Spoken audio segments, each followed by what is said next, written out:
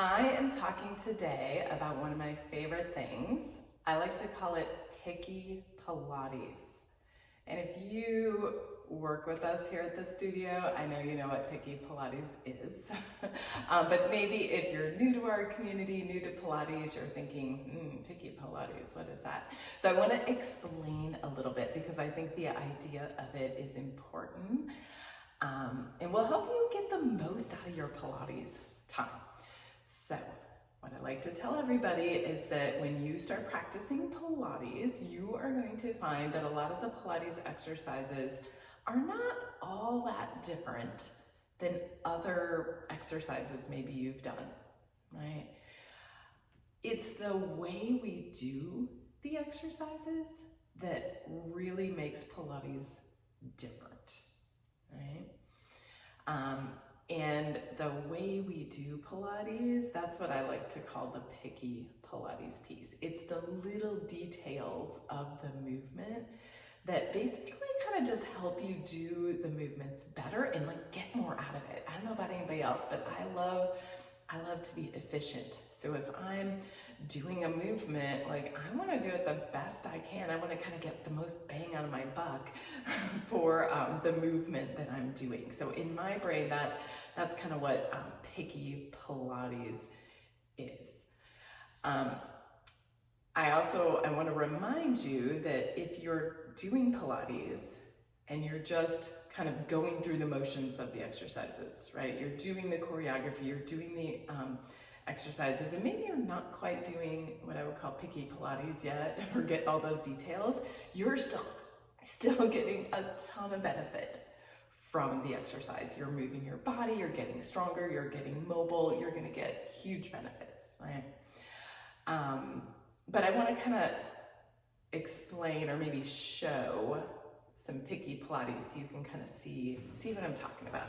All right, and I'm here at the Reformer because I thought this is a great place to show it. I'm going to do an exercise we call footwork on the Reformer. So I'm laying back, my head is in my headrest, my shoulders up against my shoulder blocks, and we're going to start today, and I'm going to do my Pilates V position, heels together, toes apart, with my toes on my foot bar. And we're going to do the exercise called footwork. So I often call footwork a fancy leg press. And if you wanted to, if you were just to lay down, kind of plop up here with your feet on the foot bar, and all you did was press out and come back in, right? This would be a great exercise. You're gonna build strength in your legs and mobility in your hips, and it's fabulous. But if we want to do some Picky Pilates, we can get so much more out of the exercise. So I'm going to start with my feet.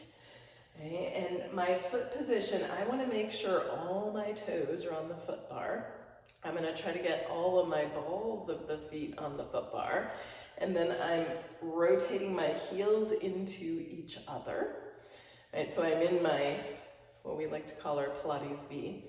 And then I'm gonna check in on the lift of my feet. And the way I like to do this is kind of lower my heels and lift my heels a few times.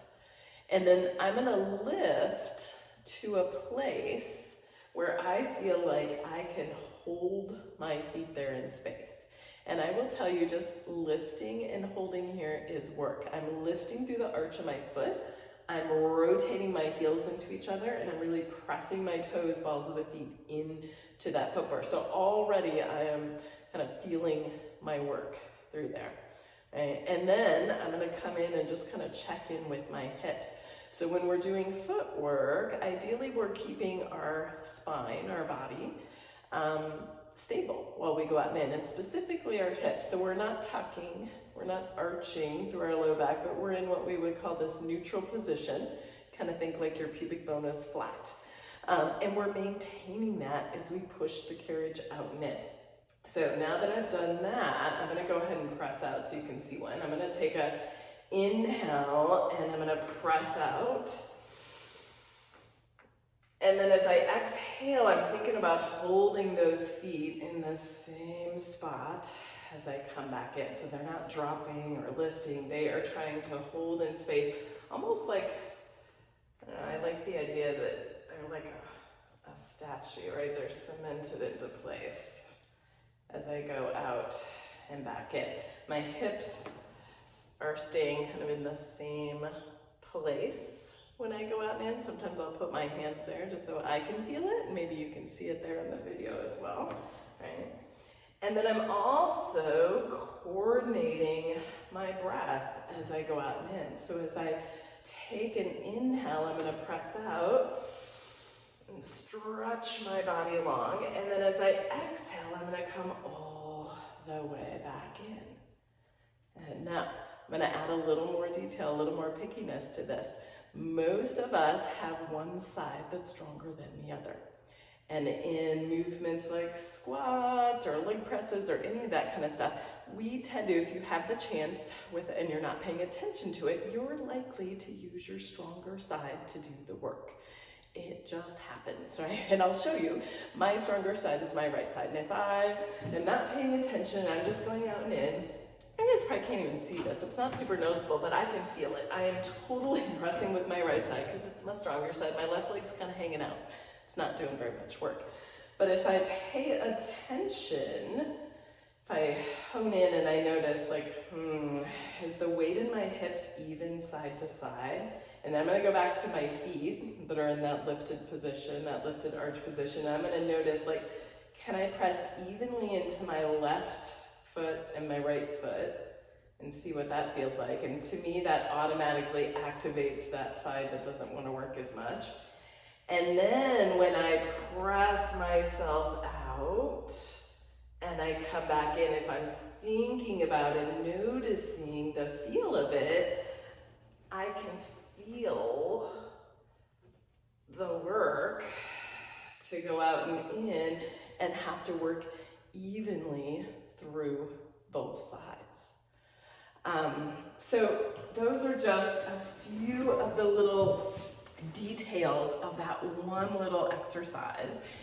And I'm hoping maybe if you were watching me even do it, you could see the change in the work, right? So when I start to pay attention to those details, my whole body gets involved, right? Everything has to work together. My mind has to focus on what my body's doing.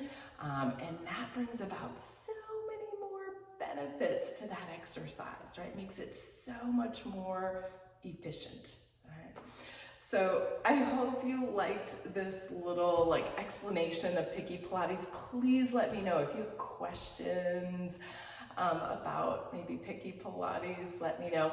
I do also want to say, if you're watching this and you're like, oh, I have not been doing those things, or maybe I'm not really paying attention to those little details, it's okay. Learning Pilates is a process, and when you start, in many ways, you just need to learn the exercise and the movement in a safe way in your body. And then as you practice and progress over time, you start to add those little picky details into the exercises, and that's how you progress. That's how you get more out of it each time. So don't worry if you haven't been doing this, but maybe you'll think about it next time you practice. All right, thanks for joining me. I hope everybody has a great day.